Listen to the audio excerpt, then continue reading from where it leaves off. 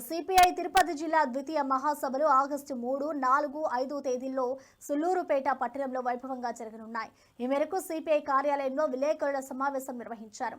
జిల్లా కార్యదర్శి పి మురళి, నియోజకవర్గం కార్యదర్శి సి సుధాకర్ రెడ్డి మాట్లాడుతూ మహాసభల మొదటి రోజు పార్టీ కార్యాలయం నుంచి బస్టాండ్ వరకు మహాశ్రామిక ప్రదర్శన నిర్వహించనున్నట్లుగా వెల్లడించారు. ఈ ప్రదర్శనలో డప్పులు, కోలాటాలు, భజన బృందాలతో సహా వైవిధ్యభరితమైన కళారూపాలు ప్రేక్షకులను ఆకట్టుకోనున్నాయి. తర్వాత జరిగే బహిరంగ సభకు సిపిఐ జాతీయ కార్యదర్శి నారాయణ, రాష్ట్ర కార్యదర్శి రామకృష్ణ, రాష్ట్ర నేత హరినాథ్ రెడ్డి ముఖ్య అతిథులుగా హాజరు కానున్నారు. 4 గంటల నుంచి 6 గంటల వరకు బహిరంగ సభ. 4వ తేదీ శ్రీ సత్యసాయి కళ్యాణ మండపంలో ప్రతినిధుల సభ జరుగుతూ ఉంది. దీనికి సంబంధించి ఇప్పటికే అన్ని ఏర్పాట్లు చేయడం జరిగింది.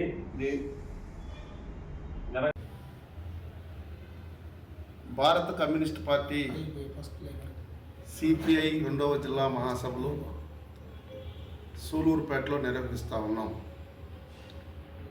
భారత కమ్యూనిస్ట్ పార్టీ 100 సంవత్సరాల శతదిన ఉత్సవాల సందర్భంగా ఆన్వాయితీగా ప్రతి 3 సంవత్సరాలకు ఒక తడవ శాఖ మహాసభలు, మండల మహాసభలు, నియోజకవర్గ మహాసభలు, జిల్లా మహాసభలు నిర్వహించుకొని రాష్ట్ర మహాసభలు, జాతీయ మహాసభలు నిర్వహించబోతూ ఉన్నాం.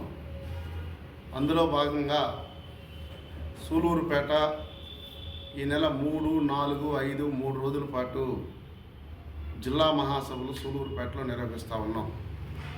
మొదటి రోజు 3వ తారీఖున సాయంత్రం 3 గంటల నుండి సిపిఐ కార్యాలయం నుండి ర్యాలీగా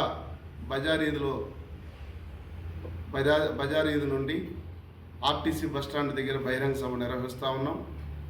ఈ బహిరంగ సభకు సిపిఐ జాతీయ కార్యదర్శి కామ్రేడ్ నారాయణ గారు, రాష్ట్ర కార్యదర్శి వర్గ సభ్యులు హరినాథ్ రెడ్డి గారు, జెల్లి విల్సన్ గారు, ఎక్స్ ఎమ్మెల్సీ కత్తి నరసింహారెడ్డి గారు, అదేవిధంగా రాష్ట్ర పార్టీ కార్యవర్గ సభ్యులు జయలక్ష్మి, రామానాయుడు గారు హాజరవుతూ ఉన్నారు.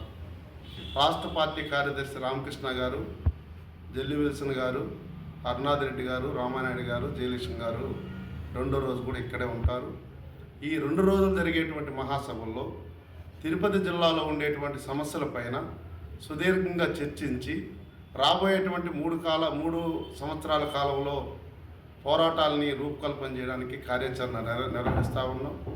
ప్రధానంగా ఈ రాష్ట్ర ప్రభుత్వం అధికారం వచ్చిన తర్వాత గత ప్రభుత్వానికి ఈ ప్రభుత్వానికి ఏమీ తేడా లేనటువంటి పరిస్థితులు ఈవేళ వ్యవహరిస్తూ ఉన్నారు. అందులో భాగంగానే ఈవేళ ఈ 3 రోజులు జరిగేటువంటి మహాసభల్లో కూడా ఈ అంశాలు సుదీర్ఘంగా చర్చించి భవిష్యత్తు కార్యాచరణకు రూపకల్పన చేయబోతూ ఉన్నాం. ఈ రాష్ట్ర ప్రభుత్వం అధికారం వచ్చి 12 నెలలు గడుస్తూ ఉన్నా ఈవేళ సూపర్ 6లో ఉండేటువంటి కార్యాచరణ మొత్తం కూడా ఏమి ఇప్పటివరకు అమలు చేయాలి.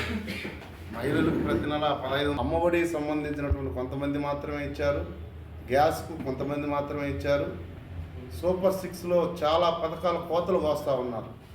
ఇదేమనంటే కరెంట్ ఛార్జీ 300 యూనిట్లు ఎక్కువ వచ్చింది, 900 చదరపు అడుగులు జాగా ఉంది, అందుకోసం దాన్ని మేము ఇవ్వలేమని చెప్పేసి అని ఈవేళ చెప్తా ఉన్నారు. గత ప్రభుత్వంలో జగన్మోహన్ రెడ్డి గారి సెకీ ఒప్పందంతో 14,000 కోట్ల రూపాయల ఆదాని కంపెనీ నుండి ఆదాని ద్వారాగా లంచంగా తీసుకొని స్మార్ట్ మీటర్లు పెట్టాలనేటువంటి ఆలోచన చేస్తే ఇప్పుడున్నటువంటి ప్రభుత్వ కూటమిలో ఉన్నటువంటి చంద్రబాబు నాయుడు గారు కానీ, నారా లోకేష్ గారు కానీ, పవన్ కళ్యాణ్ ముగ్గురు చెప్పారు ఈ రాష్ట్రంలో మీటర్లు ఎవరున్నా బిగిస్తే బద్దలు పగలగొట్టండి అని చెప్పేసి. మరి వాళ్ళు చెప్పిన తర్వాత వీళ్ళు అధికారం వచ్చిన తర్వాత ఈరోజు మీటర్లు బిగించండి అని చెప్పేసి అని చెప్తా ఉన్నారు. ఓ పక్క మంత్రి గారు విశాఖపట్నంలో ఎలక్ట్రికల్కి సంబంధించినటువంటి మినిస్టర్ గారు ప్రెస్ మీట్ పెట్టి చెప్తా ఉన్నాడు. ఆయన ఈ రాష్ట్రంలో ఎవరు కూడా మీరు బలింతం చేసి మీటర్లు బిగించొద్దండి, ఇంటి ఓనర్ల అనుమతి తీసుకొని బిగించండి అని చెప్పేసి అని చెప్తున్నారు. మరి మేము సిపిఐ పార్టీగా అడుగుతూ ఉన్నాం, ఈరోజు ఇంటి ఓనర్లు ఏమైనా మీకు వచ్చి అప్లికేషన్ పెట్టుకున్నారా మీటర్లు మార్చాలని చెప్పి, స్మార్ట్ మీటర్ కావాలని?